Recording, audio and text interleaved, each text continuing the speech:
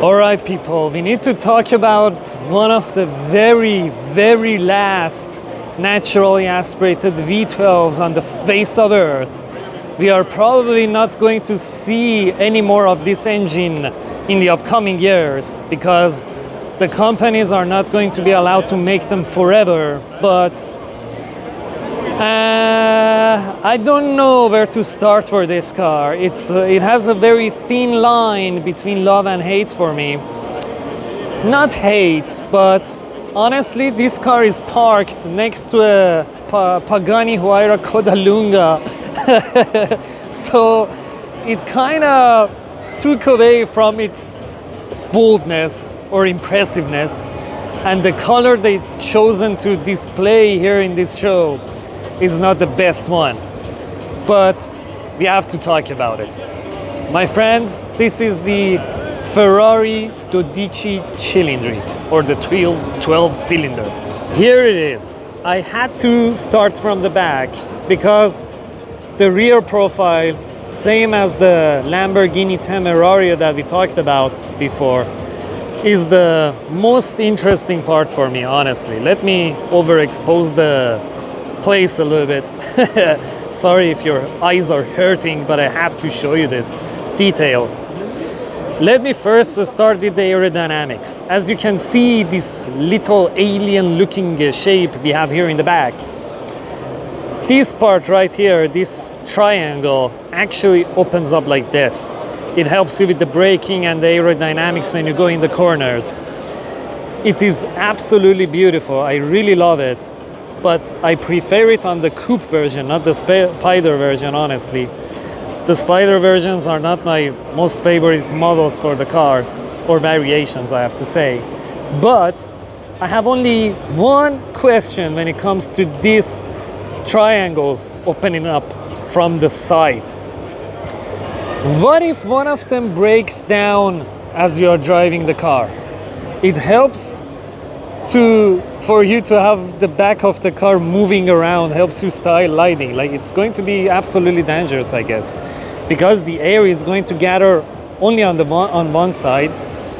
So it is actually a big question for me. Like, I don't know how is it going to be handled if one of them breaks during your driving experience. Like, I have no idea, because I've seen like some other cars breaking these kind of flaps, like they become broken after some time, and it's not only related to how the drivers maintain them or what, it just happens, and as the cars age. And as we move in the front of the car, we can see some retro futuristic styles going on, although Ferrari is not apparently very keen on saying it, that this is inspired kind of retro-ishly, inventing a new word. But this part right here, my friend, it literally resembles the 356, so it makes it kind of retroistic, honestly.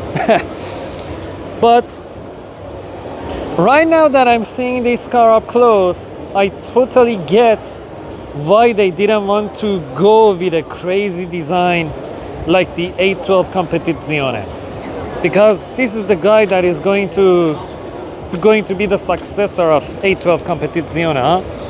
But this has a purpose behind this design. This car is going to tell everyone that Ferrari with this model is still what they have ever been, what they have always been. V12, naturally aspirated, and they are sticking to their legacy and what they have brought to the automotive industry. That's why this car is more elegant.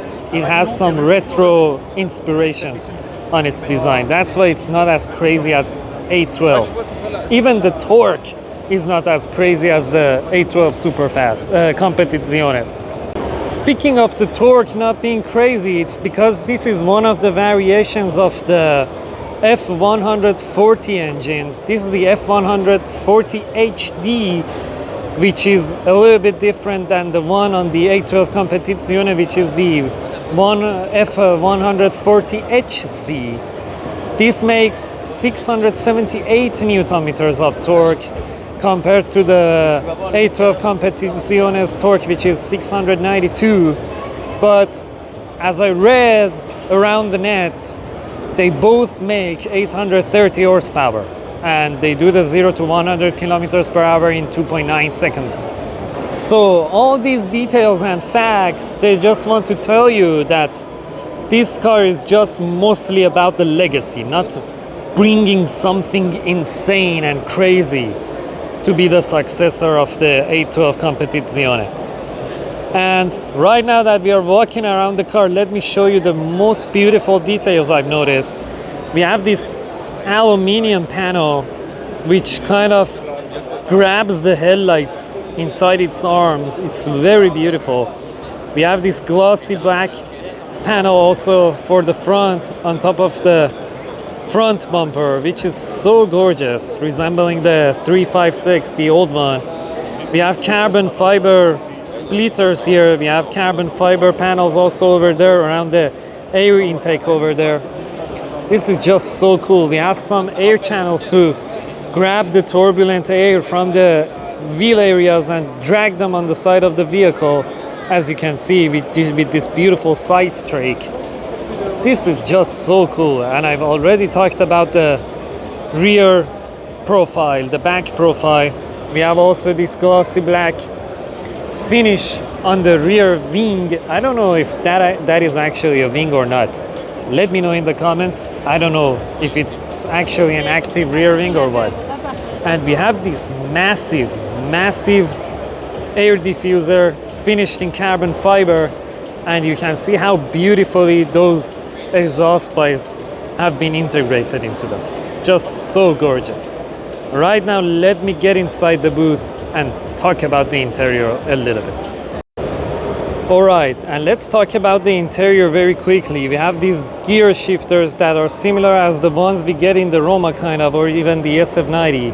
And we have this passenger screen for the passenger, which is a very new thing that the Ferrari is doing. And it's kind of fun to look at the Ferrari as it is a spider version. This is kind of cool. You have these double bubble design styles, I like to call them, as the Porsche calls them. And let me show you the letters on the interior, which is absolutely mind-boggling. I really love this color combo. We have this mocha brown interior seats combined with this green color, which is not my favorite actually, and it takes the boldness and the craziness of the car a little bit. It makes it more subtle, but this car is just so sensational, honestly.